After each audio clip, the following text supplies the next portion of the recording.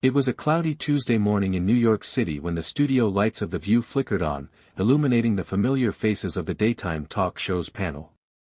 The mood was light at first: banter, laughter, hot topics, and political commentary.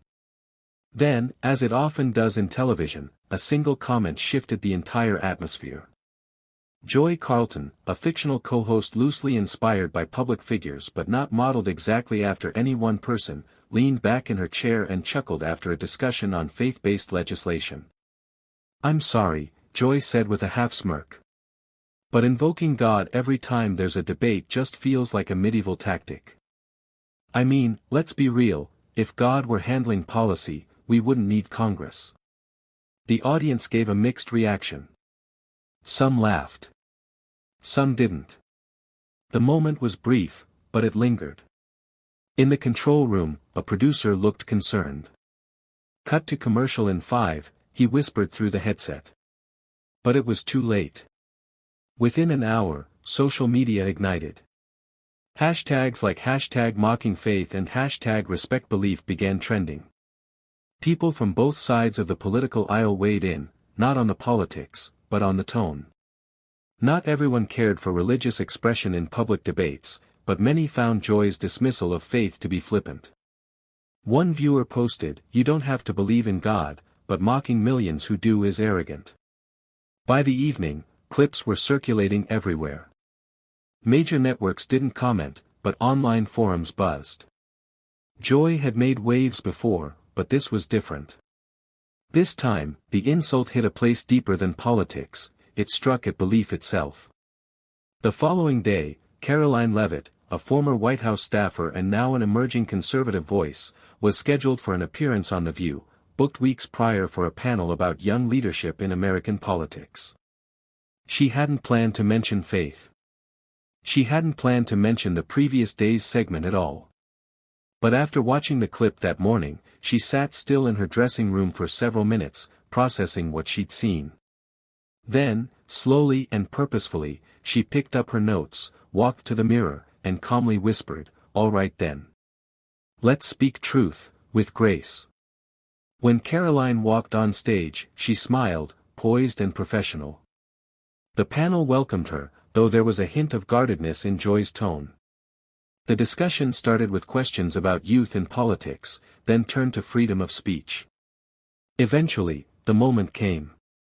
One of the co-hosts asked Karoline a light-hearted question about her faith, referencing how young conservatives often blend political and spiritual beliefs. Karoline paused, set her notes aside, and looked across the table. "Faith is something deeply personal," she began. "But when public figures mock it, especially on national television, what message are we sending to viewers at home? To children? To people who hold on to hope in dark times through their belief in something higher than themselves?" Joy shifted slightly in her seat. Karoline's tone wasn't accusatory. It was steady, almost gentle. "I heard the comments made yesterday," Karoline continued. "And I don't think it's just about God. It's about reverence, about respecting what millions of Americans believe, even if you don't share their convictions. I'm 26 years old, and I've met more young people turning to faith, not out of tradition, but out of need, because they feel lost, scared, or unsure of the future. And they're not looking for mockery. They're looking for meaning." A silence fell over the set. Karoline glanced at the audience and added, "When we mock what people believe in, we're not being progressive. We're being dismissive. And that dismissal has a cost in division, in distrust, and in our shared humanity." Joy looked as if she wanted to interject, but she hesitated. The studio was quiet.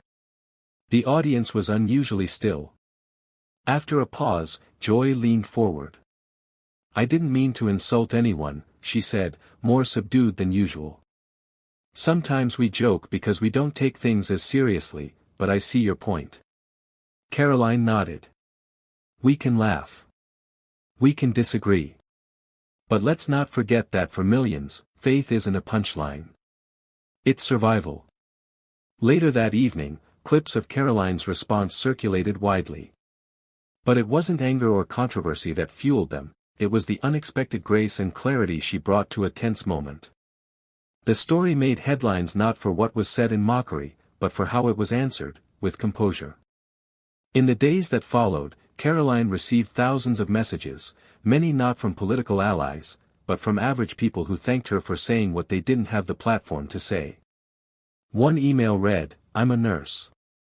I've seen people in their final moments, reaching for God, even if they never believed before. What you said reminded me that belief is sacred, even when invisible." Another simply said, "Thank you for defending us without yelling." Joy, for her part, offered a clarification in a later episode, acknowledging that her words may have come across as dismissive. "I've been thinking a lot," she admitted on air.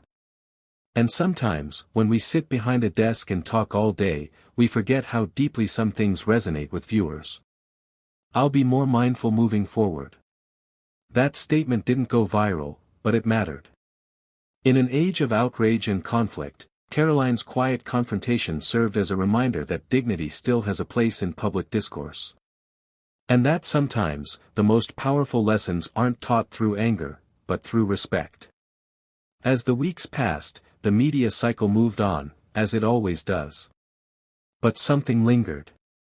A shift. Not seismic, but meaningful. Karoline continued her public appearances. She spoke at campuses and on panels. And each time she mentioned that moment on The View, she didn't gloat. She didn't rebuke. She simply said, "I didn't come to win an argument. I came to witness to truth." And sometimes truth doesn't shout. It just stands. That line became a favorite among her supporters. But more than that, it became a guiding principle for how many began to see political and cultural debates not as wars to be won, but as conversations to be elevated. And so the legacy of that encounter didn't rest in who was right or wrong, but in the reminder that faith, no matter how debated, is still deeply human. And that mocking it might feel clever, but defending it, even quietly, takes courage. That's the lesson Karoline taught that day, not just to Joy, but to a nation watching. And they did watch. Not for drama, but for a moment of grace.